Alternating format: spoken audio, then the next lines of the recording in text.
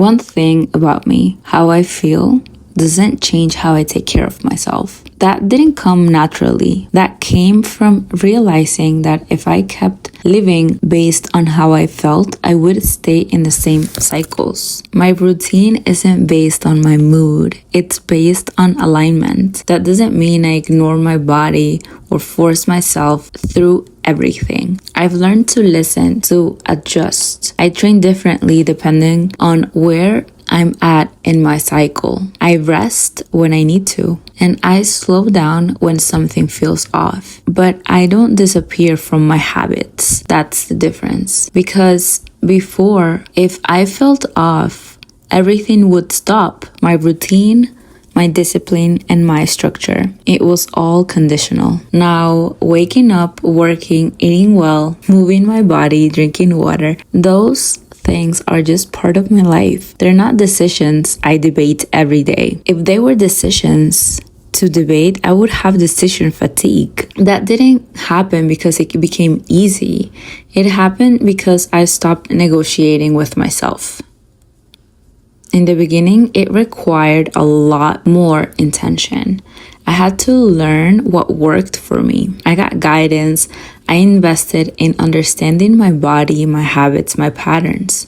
I went into training with a personal trainer. I went to see a nutritionist. I went and tried on many things. And because I realized I didn't lack discipline, I lacked structure. Once I built that structure, everything started to stabilize. That does not mean I'm perfect now. There are still moments where I doubt, where I overthink, where I catch myself doing things that don't actually serve me. But what I don't do anymore is that I don't spiral. I don't just sit there and make it mean something about who I am.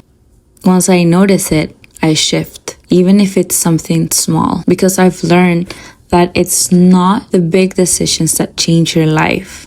It's your ability to redirect yourself in those small moments, to choose differently, even when it would be easier not to.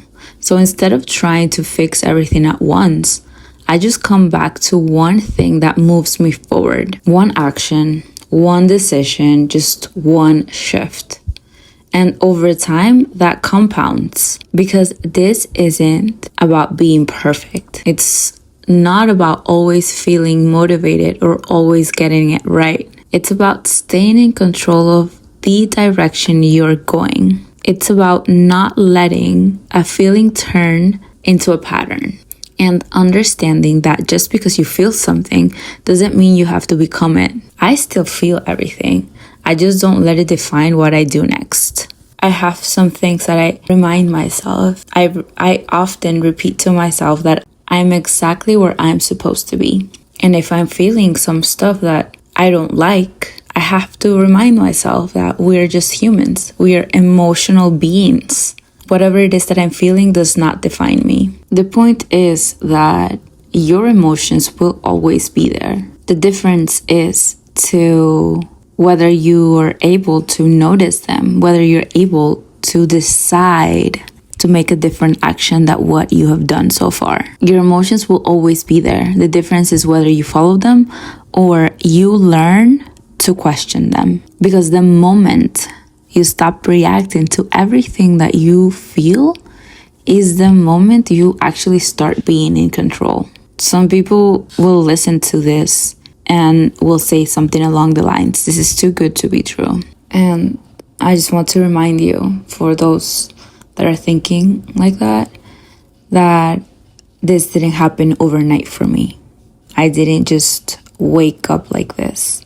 It was a lot of catching myself, redirecting, doing it again, over and over. If you're listening to this and it sounds unrealistic, I used to think the same thing until I realized it's not about doing perfectly, but it's about showing up consistently for yourself.